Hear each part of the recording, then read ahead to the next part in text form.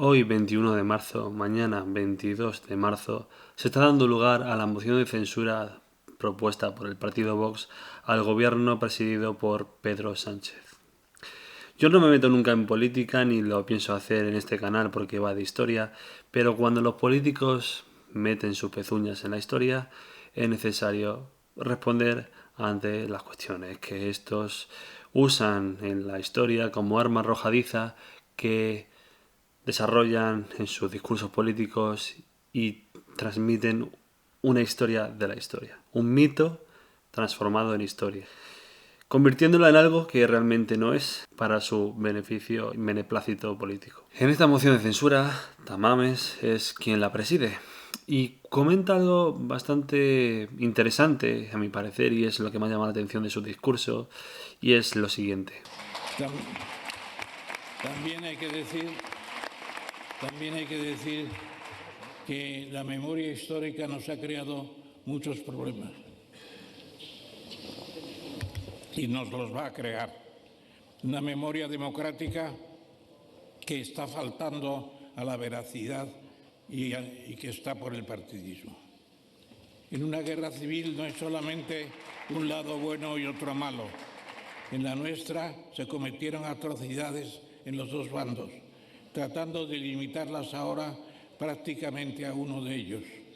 cuando en realidad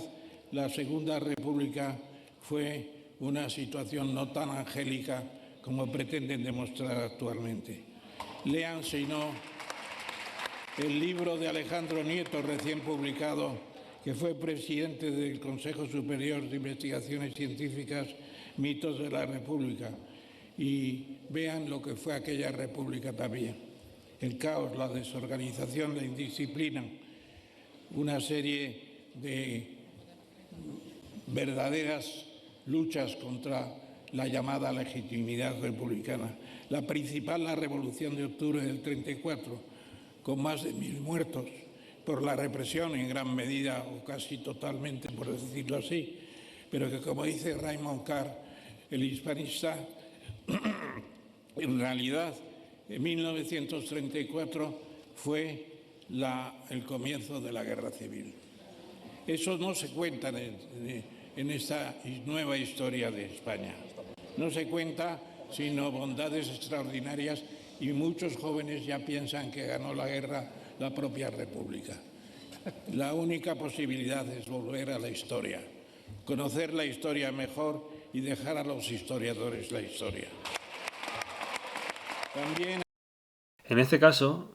Tamames menciona que la Segunda República no fue para nada angelical. Y efectivamente, precisamente, la Segunda República se caracteriza por ser un régimen que tuvo muchísimos problemas. No solo la revolución que menciona de 1934, sino también cómo hubo tantos conflictos en el sector agrario especialmente, que fue lo que, entre tantas cosas, prendió la llama de la guerra civil. La cuestión,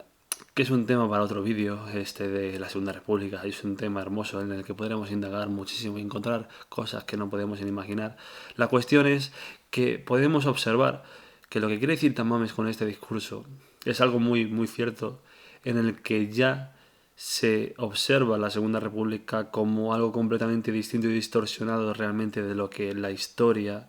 comenta de ella, de la que los historiadores escriben y han verificado de ella. Y esto es súper peligroso, porque al final,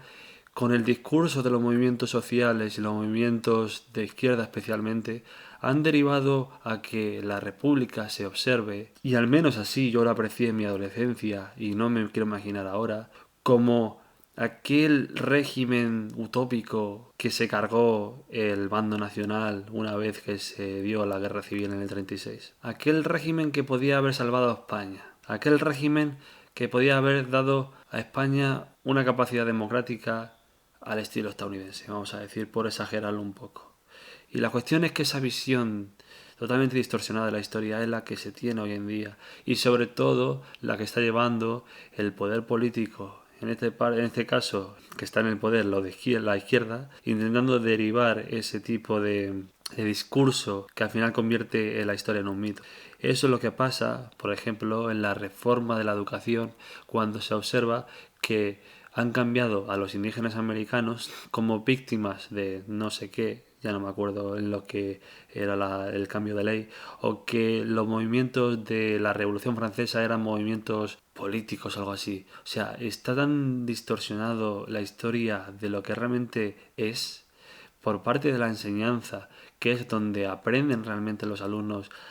de una forma muy sesgada, pero aprenden de lo que es la historia. Se observa esto. Y en la calle seguramente se ve eso. En la calle se ve que esta bandera es la bandera del, no sé, del sueño utópico español de alcanzar lo que nunca se ha alcanzado, de un país en el que parece que no existe la guerra, ni la muerte, ni la violencia, ni cualquier maldad que es propia del ser humano. Más allá de eso, y que me parece interesante lo que ha traído Tamames al discurso, justamente cuando dice que mejor y dejar a los historiadores la historia. dejar a los historiadores la historia, es llamativo que lo diga él en este sentido, cuando está presidiendo una moción de censura de un partido político que exalta la historia a su beneplácito, a su parecer. Vox destaca muchísimo en este sentido, porque aquí solo vamos a ceñirnos a la historia, nada más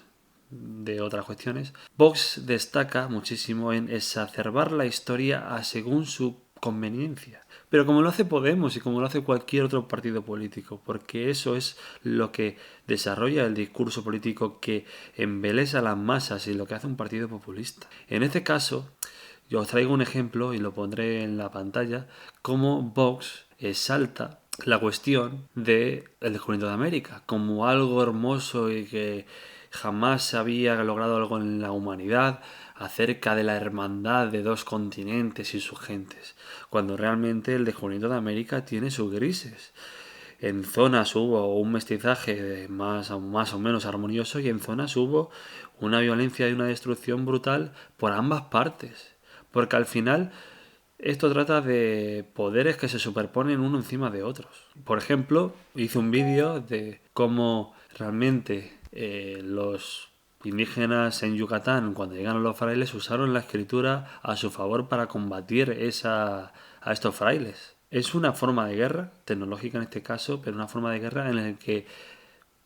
presionaban y mantenían a los frailes en su sitio a través de usar cartas entre ellos con los hijos que eran enseñados por los frailes.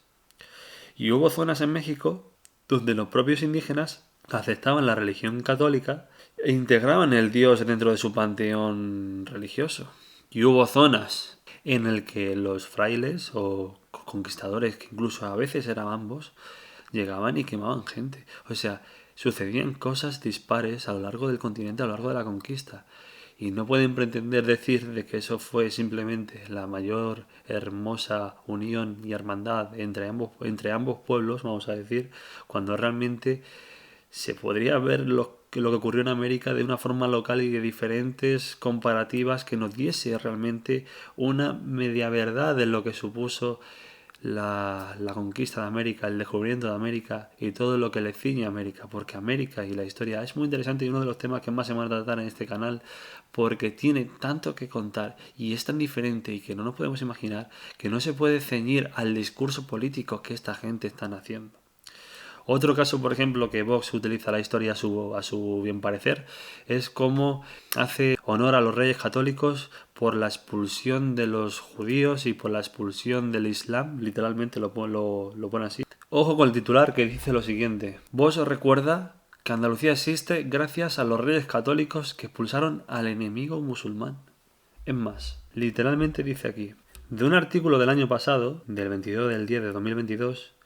Manuel Gavira, que no sé si sigue liderando en la comunidad andaluza el partido de Vox, le dice lo siguiente al presidente de entonces y de ahora, Moreno Bonilla. Andalucía es hoy en día lo que es, Moreno Bonilla, gracias a los reyes católicos y a los miles de españoles que contribuyeron, incluso con su propia vida, para expulsar al Islam y al enemigo musulmán de la península. Sin ellos, hoy no existiría nada de lo que tenemos, ha señalado en la cuenta oficial de Vox. Esto es todo claro ejemplo de utilizar la historia a su beneplácito, porque realmente lo que sucedió en lo que fue la llamada Reconquista, fue una guerra civil entre un pueblo que tenía dos partes diferentes de vida en diferentes contextos culturales que formaban parte de uno. Es un tema complejo y que choca, pero que realmente ha habido estudios y sigue habiendo estudios que lo resaltan y que sería tema interesante también para traer a un vídeo del canal. Y no se puede tratar de esa forma tan simple, porque realmente lo que fue la reconquista y la convivencia durante esos 8 siglos entre musulmanes y cristianos es una cosa muy compleja que no se puede decir de tal forma, porque esto, como he dicho antes, es la construcción del desarrollo narrativo dentro del discurso político para que tú como votante al final caigas y que le votes. Entonces, por concluir, en el discurso de hoy de Tamames, hay cosas que me ha gustado que se digan ahí porque realmente parece que se está olvidando de que en la guerra civil y en la república los bandos que lucharon ni fueron más buenos ni malos, sino que se comportaron como monstruos, como realmente diablos, porque eso es lo que es una guerra. Y cuando uno intenta sobreponerse al otro en cuanto a poder,